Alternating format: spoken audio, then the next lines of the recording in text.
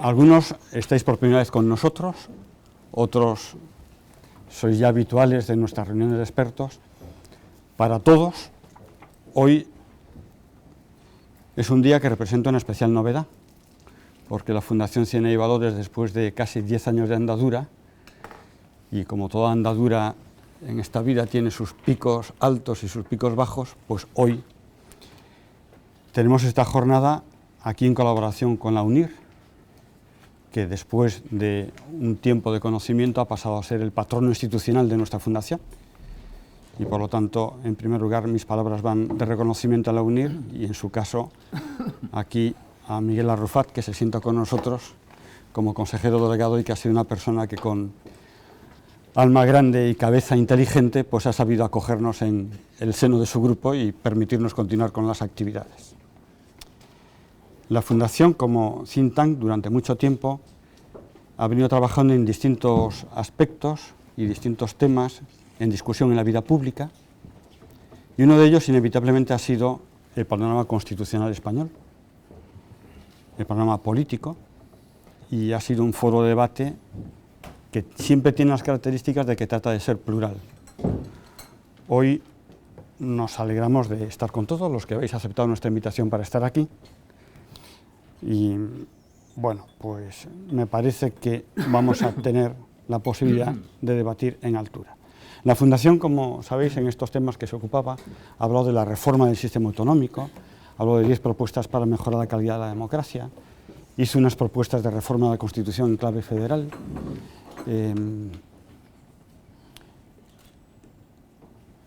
y en el año pasado publicamos este informe, en junio, que fue presentado, 10 propuestas para mejorar la calidad de la democracia en España. El informe pienso que tuvo cierta relevancia en el debate público, por lo menos de ese verano y del comienzo del curso, hasta tal punto que luego, en septiembre, se volcó en un libro con un prólogo de Antonio Torres de Moral para mejorar la calidad de la democracia en España, que sigue siendo un libro de interés y de debate presentado por el coordinador, Javier Tajadura, y por otros de los coautores, Elvira Aranda, también aquí presente con nosotros, en el Centro de Estudios Políticos y Constitucionales. Hoy vamos a tratar de ese tema, en un contexto que me parece que el título lo define bien.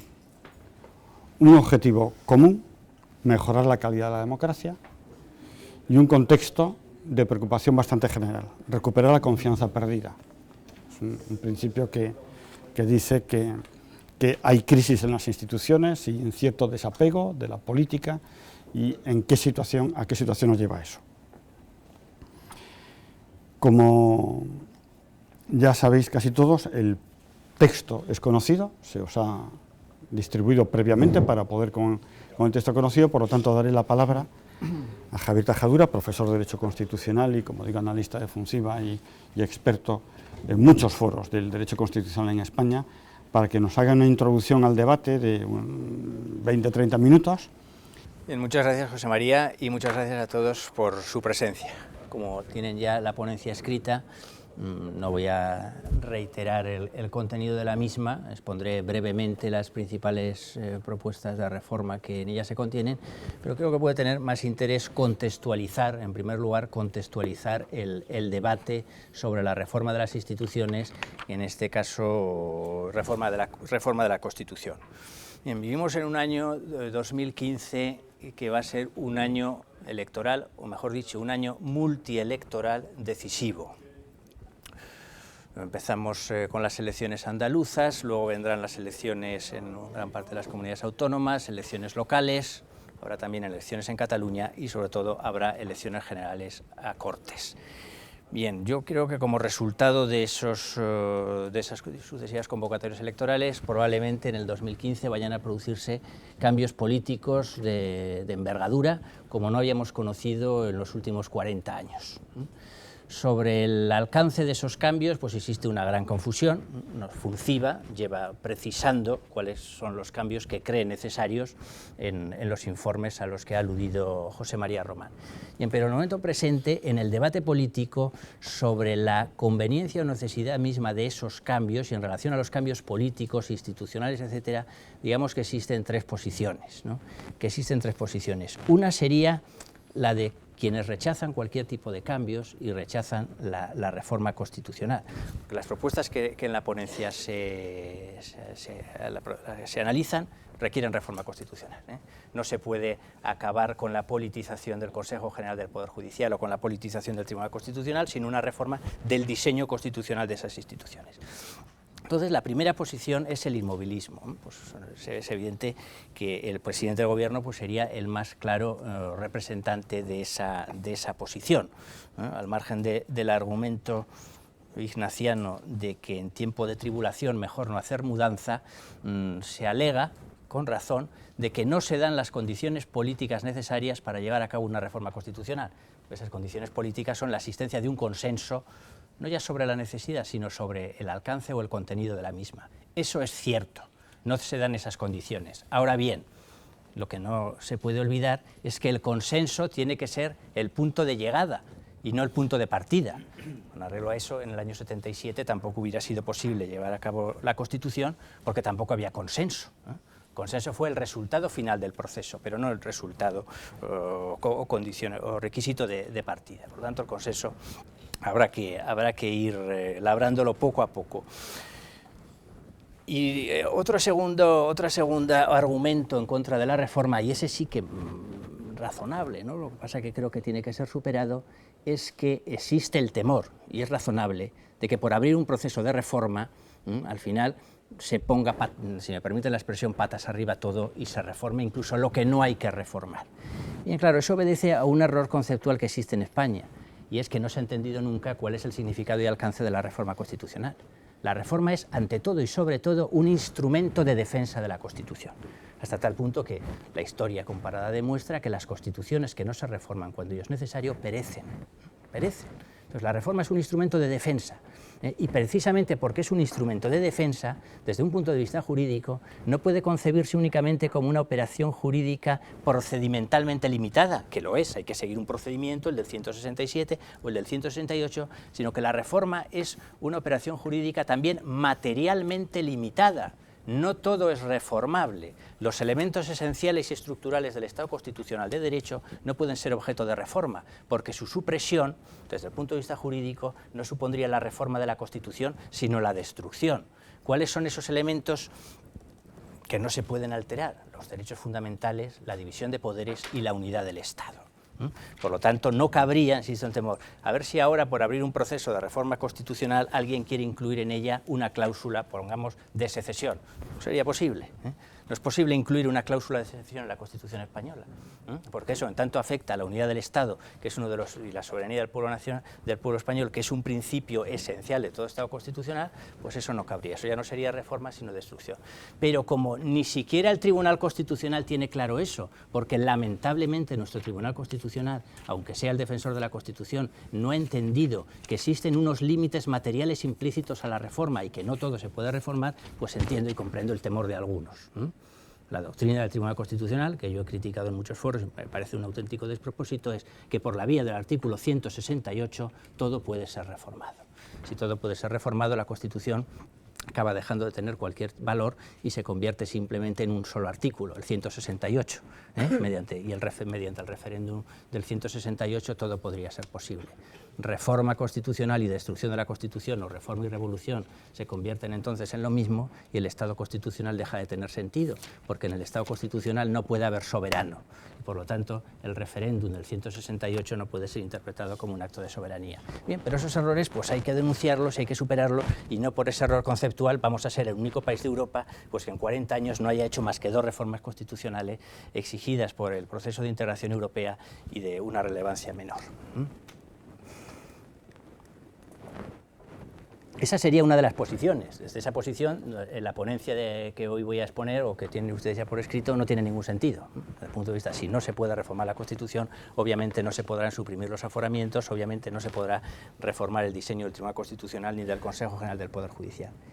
En el otro extremo, y todavía me atrevo a decir más rechazable desde postulados de esta fundación, se encuentra el rupturismo.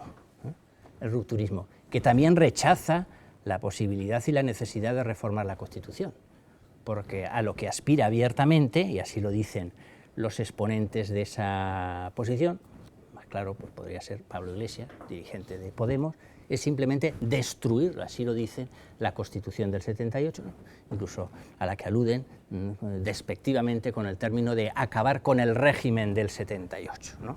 Y abrir un nuevo proceso constituyente. Bien, eso naturalmente genera temores, porque en la medida en que tenemos un Estado constitucional, ninguna necesidad hay en un Estado constitucional de abrir un proceso constituyente. Más genera temores porque, dada la experiencia y en la que han participado algunos de esos dirigentes que quieren abrir un proceso constituyente en España y han participado en procesos constituyentes allá en el océano, pues han generado estados bolivarianos que no cumplen los requisitos propios de una democracia parlamentaria o de un Estado de Derecho. Por lo tanto, el rupturismo, nosotros rechazamos totalmente el rupturismo, porque creemos que la Constitución del 78 pues es una de las mejores cosas que hemos hecho los españoles en 200 años y merece ser preservada. Sus líneas maestras, sus principios, sus valores merecen ser preservados. Lo que pasa es que el Estado de Derecho y la democracia parlamentaria diseñados en la Constitución del 78 han experimentado en los últimos años un proceso de declive o decadencia. Lo que se trata es de regenerar la democracia, mediante una serie de reformas constitucionales. Bien, rechazado pues el inmovilismo y rechazado pues el rupturismo, FUNCIVA lleva años pues en el contexto del reformismo constitucional. Presentamos hace unos años un informe sobre la reforma de la Constitución en clave federal, que evidentemente no va a satisfacer a los nacionalistas independentistas, que los independentistas están también entre los rupturistas, lo que quieren es destruir la Constitución, pero sí que una reforma de la Constitución en clave federal pues podría servir para solucionar otro tipo de problemas de la disfuncionalidad que presenta el Estado autonómico por la confusión en el ámbito competencial, etc. Y entonces desde el reformismo, que queda así contextualizado, digamos, el sentido de esta ponencia y de otros informes realizados por FUNCIVA. Frente al inmovilismo y frente a la ruptura, defendemos el reformismo. Pero también quiero precisar una última matización sobre esta opción reformista. Para nosotros, hablo en nombre mío y en el de del resto de colegas y amigos que han participado en la redacción de este informe, el profesor Elviro Aranda aquí presente, José María Román y también el profesor Josu de Miguel de la Universidad de Barcelona, que por obligaciones docentes no ha podido hoy estar aquí, ¿verdad? El reformismo no es una suerte de tercera vía o vía intermedia o salomónica o equidistante entre el rupturismo y el inmovilismo, de ninguna manera. A mí eso de las vías intermedias o salomónicas no es una fórmula que me guste mucho. No, el reformismo es, desde el punto de vista de la teoría del constitucionalismo democrático, la única vía posible para encauzar el cambio político. La única vía posible para encauzar el cambio político. Los cambios políticos en el seno del Estado constitucional, cuando se demuestran que existen problemas, que esos problemas tienen su origen en un diseño constitucional erróneo o equivocado, se resuelve mediante la reforma de la Constitución como instrumento de defensa, insisto, una vez más. Bien, desde el punto de vista de la reforma, Ignacio Astarloa me invitó este verano a dar un curso de reforma constitucional. ¿Para qué? Pues yo señalé que la Constitución tiene que ser reformada para muchas cosas. Básicamente para afrontar el problema de la organización territorial del Estado, que hoy no nos incumbe aquí. En segundo lugar, y ese es el tema de la ponencia que ustedes tienen, para reformar una serie de instituciones, para corregir una serie de defectos de funcionamiento de esas instituciones, y de eso es de lo que voy a hablar hoy. Pero también me gustaría simplemente dejar enunciados otras cuestiones. Es necesario también para europeizar la Constitución española. Nuestra Constitución, al margen de lo previsto en el artículo 135, como les decía antes, son las dos únicas reformas que ha sufrido el texto constitucional, pues no habla para nada de la Unión Europea. Y en eso se diferencia pues, de otras constituciones de nuestro entorno, Alemania, Italia, Francia, etcétera, que han recogido, que han acompasado, digamos, el proceso de reformas constitucionales al proceso de integración europea. En cuarto lugar, convendría incluso reformar la Constitución también para reformar el propio procedimiento de reforma, porque la dualidad de procedimientos 167-168 tiene poco sentido. El 167 es un procedimiento que ya de por sí ofrece suficientes garantías, ¿no?, para evitar que la reforma se produzca cuando no sea jurídica y políticamente necesaria, y el 168 tuvo el origen que todos conocen para blindar de alguna manera a la forma monárquica del Estado, pero el 168 probablemente no es un artículo que guarde un equilibrio necesario entre establecer las dificultades necesarias, pero al mismo tiempo permitir la reforma cuando esta es necesaria. Bueno, básicamente para esas cuatro cosas habría que reformar la Constitución. Pero hoy, y ahora ya me ciño al objeto estricto de la ponencia, reforma de las instituciones, mejorar la calidad de la democracia con un objetivo. ¿Para qué? Pues con un objetivo en un contexto determinado en que hay, aunque sea un tópico, pero los estudios sociológicos y las encuestas lo demuestran, pues hay un sentimiento creciente de desafección hacia las instituciones y hacia los políticos, y fruto de ese sentimiento de desafección es precisamente el surgimiento de esas fuerzas rupturistas. Esas fuerzas rupturistas se alimentan de esa desafección, encuentran un caldo de cultivo en esa pérdida de confianza de los ciudadanos en las instituciones y en los partidos tradicionales, las instituciones, los partidos de la democracia parlamentaria, ¿no? Bien, estas propuestas se basan naturalmente en un diagnóstico, ¿Cómo hemos llegado a esta situación, ¿no?, de crisis política, de crisis institucional? Básicamente, y simplificando mucho por atenerme al tiempo, las dos causas generadoras de esta crisis podrían ser, por un lado, la oligarquización de los partidos políticos y, por otro, la colonización de las instituciones que estos partidos han llevado a cabo, ¿eh? Yo me centro en la ponencia en el tema de la colonización de las instituciones. Bien. La oligarquización de los partidos no voy a hablar porque no es el tema, pero sí que conviene un poco precisarlo porque es, digamos, la relación causa-efecto. En el momento de la transición, que fue un éxito, se tomó una decisión que en su momento fue loable, pero que con el paso del tiempo pues, se ha demostrado disfuncional. No se trata de decir que todos los errores traen causa, ni mucho menos de aquella época, que insisto, en aquella época se logró pues, uno de los objetivos históricos más exitosos de nuestra historia. Lo que pasa es que en aquella época era necesario fortalecer la posición de los partidos políticos. Claro que era necesario porque se venía de un régimen dictatorial y lo que se trataba es de fortalecer a los partidos. Y eso ocasionó, con el paso del tiempo, una oligarquización en el sentido de que las cúpulas de los partidos pues, concentraron un poder omnímodo, si me permiten la expresión. Por citar un poder omnímodo, un ejemplo simplemente, un ejemplo cuando lo vemos, cuando la decisión sobre quién va a ser el candidato, da igual, en unas elecciones autonómicas, depende de la voluntad de una sola persona, es muy difícil decir que formalmente el partido que funciona así es un partido democrático. Pero sobre todo es que esa forma de designar a los candidatos electorales lo que ha hecho es erosionar uno de los fundamentos de la democracia representativa que yo sigo defendiendo, porque no hay más democracia que la representativa y no hay más democracia que la de los partidos, ¿eh? Nada de fantasías populistas, de democracia directa o de teledemocracia, etcétera. La única democracia, lo decía Kelsen, lo decía García Pelayo, es la democracia de partidos. Pero esa democracia se basa en un vínculo de confianza entre el representante y el representado. Ese vínculo es la base de la democracia representativa. Y si ese vínculo se erosiona o se rompe, la democracia representativa deja de tener sentido. Con este sistema de designación de los candidatos, el verdadero vínculo que fundamenta nuestra democracia es el vínculo de confianza que existe entre el elegido y la cúpula del partido, o la única persona que le pone en la lista y le pone además en un puesto de salida. Ese es el vínculo. ¿Qué es lo que quiere un representante electo? Dice que primero que lo pongan en la lista, si no lo ponen en la lista no va a salir. Y luego además que lo pongan en posición de salida. Y ese vínculo de confianza entre el elegido y la cúpula partidaria pues muchas veces prevalece o prima sobre el necesario vínculo de confianza que tendría que existir con los representados, ¿no? Por lo tanto, ese es un frente en el que hay que actuar, no tanto pues, a través de la legislación de partidos, para que la selección de los candidatos sea de forma lo más democráticamente posible y no a través de lo que se llama el dedazo, ¿no?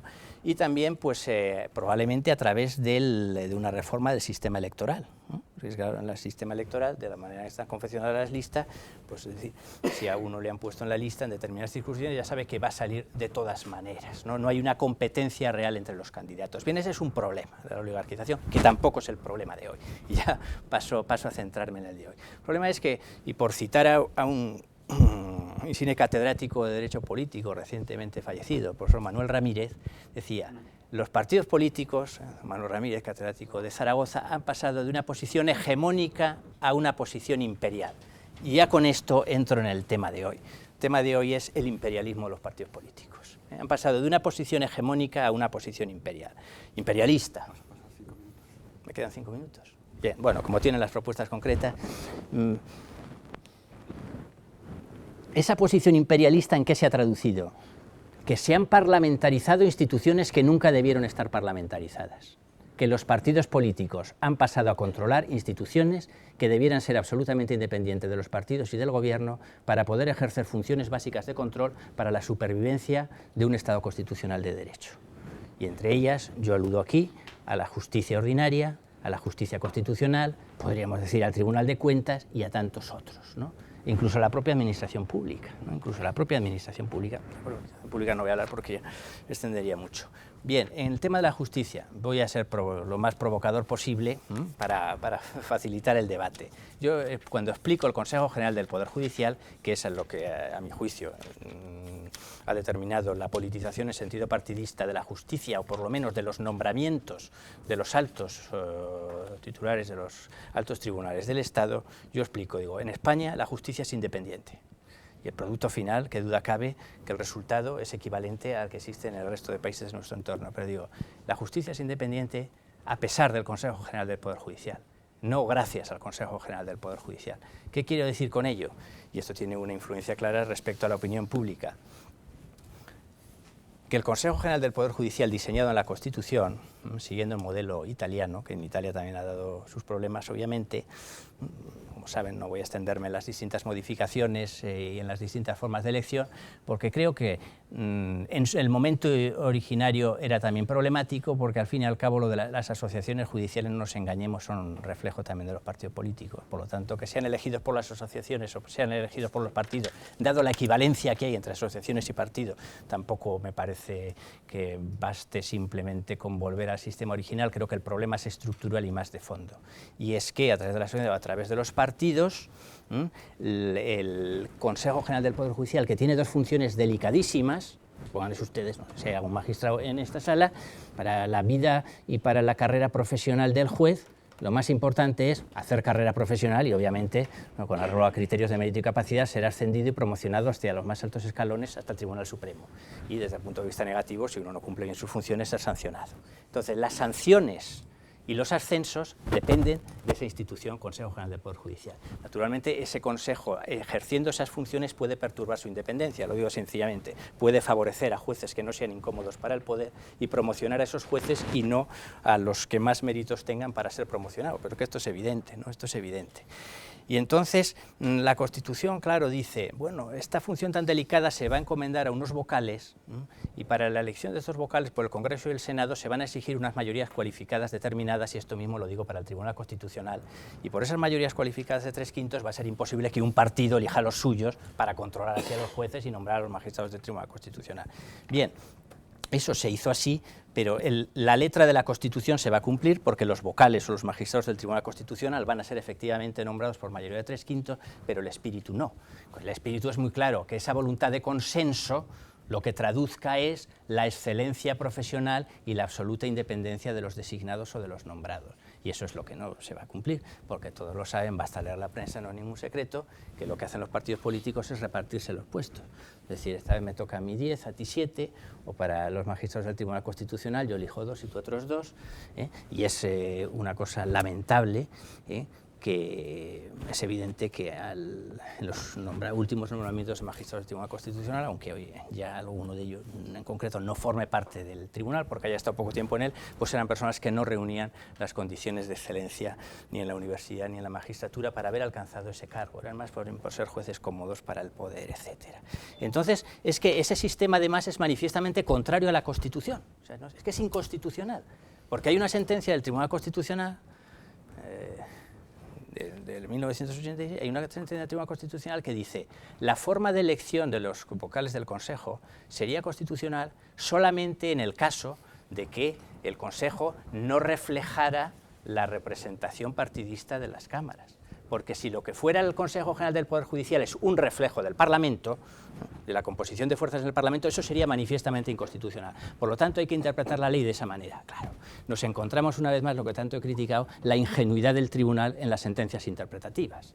Digo la ingenuidad porque, claro, el tribunal dice es constitucional si se interpreta de esta manera. ¿Y quién le garantiza al tribunal que los actores políticos la van a interpretar así?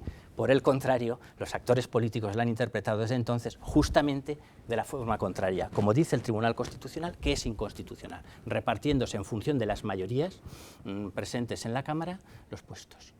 Y entonces, claro, esto politiza los nombramientos, porque ya en función de quién sean los vocales que hayan propuesto a un presidente de sala o a un magistrado para el Supremo, y se ve así, y esto se refleja incluso en los medios de comunicación, lo cual es lamentable. Todos los magistrados, en función de ese origen por su designación, aparecen con la etiqueta magistrado conservador o magistrado progresista. Hombre, esto para el ciudadano, sobre todo para el justiciable, pues le da pocas garantías de independencia, y algunos medios incluso ahora afinan más, ya no les basta con lo de progresista conservador y ponen un conservador radical, progresista moderado, ya no sé qué clasificación hacen y tampoco sé con arreglo ya qué criterio al margen de estas designaciones, ¿no? Entonces esto es, yo lo veo y creo que lo veo como un problema, porque si lo unimos con otra serie de cosas que se dicen en la ponencia, por ejemplo, con el tema de los aforados, ahora con el hecho de que haya tantas causas, cientos de causas de corrupción en que están afectados aforados, se dice, claro, es que además el aforo político, presuntamente corrupto, aforado, va a ser juzgado justamente por aquellos tribunales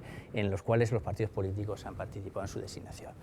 Entonces, esto es así. Y ya, como último ejemplo, y con eso termino, decir, la sociedad española contempla ya como un hecho normal, aunque desde el punto de vista de la división de poderes yo lo veo como una aberración, que el presidente del Tribunal Supremo, con esto concluyo, máxima autoridad judicial de España, sea nombrada por el presidente de gobierno. No es eso lo que dice la Constitución. La Constitución dice que los 20 vocales del Consejo, con arreglo a su conciencia, en el primer pleno habrá una deliberación, surgirán una serie de nombres y aquella persona que considere la más adecuada, insisto, por excelencia profesional, por independencia, etcétera, sea nombrada presidente del Tribunal Supremo, máxima autoridad de España. Pero ustedes habrán leído los periódicos y sabrán que se produce una suerte de telepatía. Por ejemplo, la telepatía, José Luis Rodríguez Zapatero piensa en Carlos Divar y por telepatía el Consejo nombra a Carlos Divar. En la última renovación se produce una suerte de telepatía, don Mariano Rajoy piensa en el señor Lesmes y el Consejo en su primera reunión nombra a Lesmes. Con lo cual se cumple formalmente la Constitución y el sistema de nombramiento, pero materialmente nadie puede negar, no creo que ninguno de los presentes pueda negarme que el origen material de la designación del presidente del Tribunal Supremo haya sido hoy y ayer el presidente del gobierno, ¿no? El presidente del gobierno, y naturalmente esto puede ser luego, bueno, Carlos Divar pues tuvo que dimitir por lo que ustedes saben, pues el señor Lesmes puede ser el mejor presidente del Tribunal Supremo, por lo menos el magistrado del Tribunal Supremo, Carlos Divar no lo era siquiera, ¿no? Pero al margen no basta con, sino que ahí tiene que haber también una apariencia de independencia. Bien, creo que me he excedido el tiempo, las demás, el resto de propuestas, como tiene la ponencia escrita, le ruego me perdonen no haber entrado en seguro que ya no hay otros. Bueno, muchas gracias, Javier, el documento era muy bueno y la presentación ha estado llena de claridad, y todo lo que es claro muchas veces es provocativo, que es lo que has dicho que querías y seguro que lo has conseguido, ¿no?